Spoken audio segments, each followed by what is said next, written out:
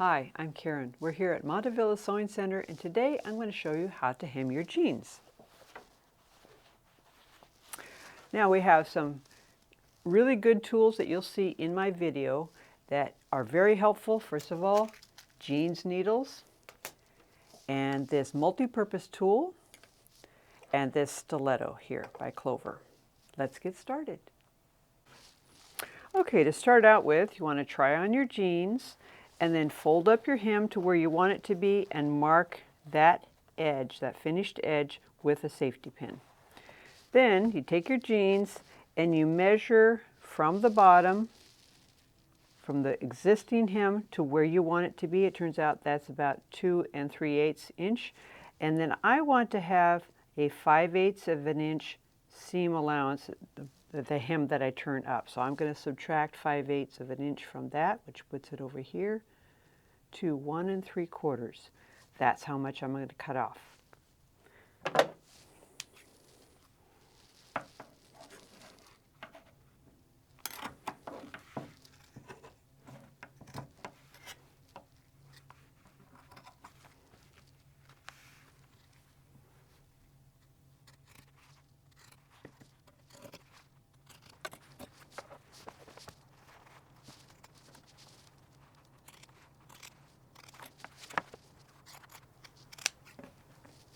Okay, next we need to finish this raw edge.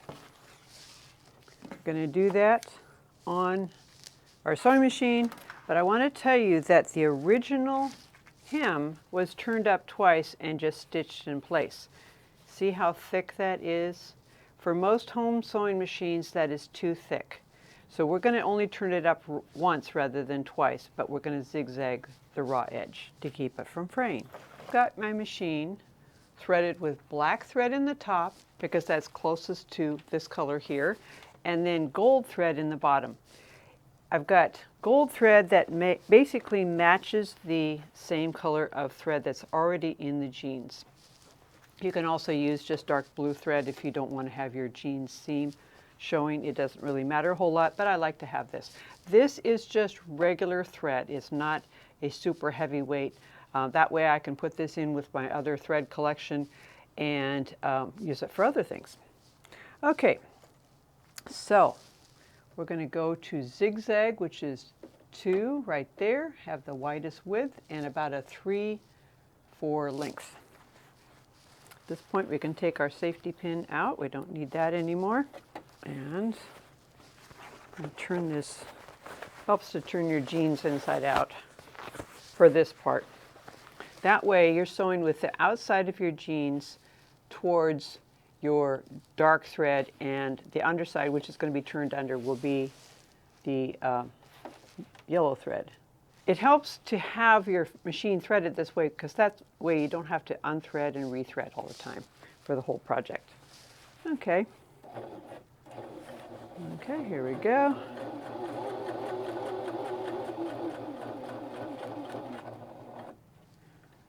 Needle down, lift this up. Now I'm going to use this little tool. It's going to be especially important for the next step, but I'm going to show you this little tool that you can get. We carry these with our FAF accessories. It's a hump jumper and also a needle inserter. So I stop with needle down, lift up my presser foot, put this hump jumper right behind the needle, right behind the foot, but just making sure that it is not in the way of the needle. What that helps is to help level out the foot so that it doesn't bog down and get stuck there. Now notice I took some hand stitches, just turning the hand wheel. That's kind of a good thing to do if you're not sure you want to power it through at night. We didn't need it anymore, so it just dropped out the back. This other seam may need it, we'll just have to see.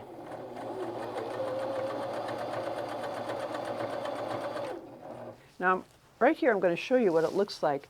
You can see that you can hardly see that black thread at all. On the other side is the yellow thread, which that's not going to show once we have that turned up. But you can also already see that the fabric is fraying quite a bit. So it's important, if you cut your jeans off, hem them right away.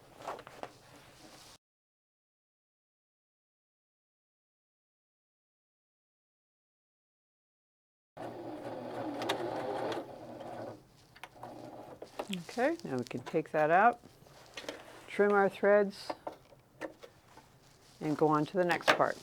Now for the next part, we're going to be sewing straight, so I'm going to go back to straight stitching. And in this case, I'm going to move my needle over to the left, and I'll show you why. Turn my jeans right side out again. And of course, you want to do both legs so that you turn your jeans inside out and right side out just once.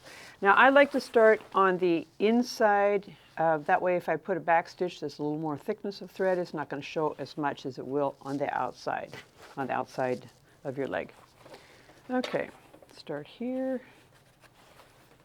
start back a little bit.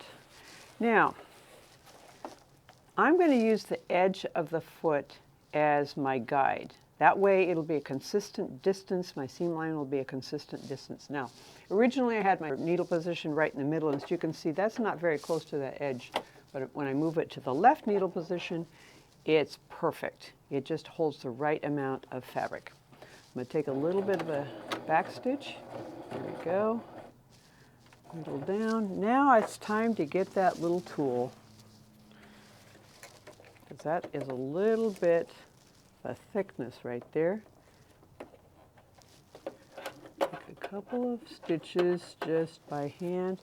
I'm using my Clover stiletto. It's a really nice tool to kind of poke it in there. Just take a couple stitches. Make sure you don't stitch over your tool.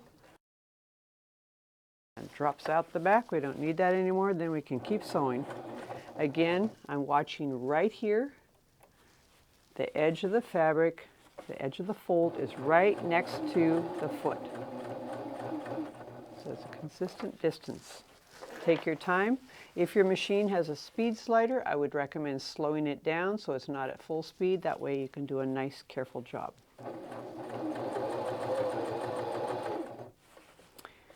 And every now and then, I'd like to stop, take a look at my stitches and say, oh, that looks great, I'll keep doing it. Or if for some reason it doesn't look great, I can change things.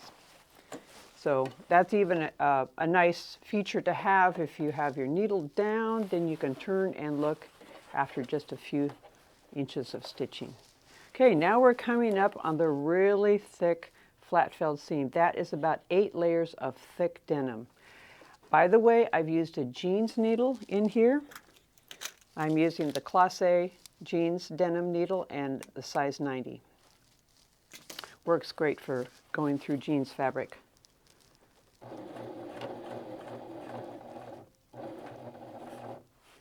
Okay, starting to get a little bogged down, so I'm going to grab my tool again, put that behind the foot, like that. And another nice thing about using a tool like this is it presses the fabric down against the feed dogs in back here. So that way you have full coverage between the presser foot and the feed dogs. It's pushing the fabric down. And I'm taking careful, slow stitches just to make sure everything's working great. It's always a good idea to be careful when you're sewing over really thick seams. And then once you are in the clear, you can just go for it.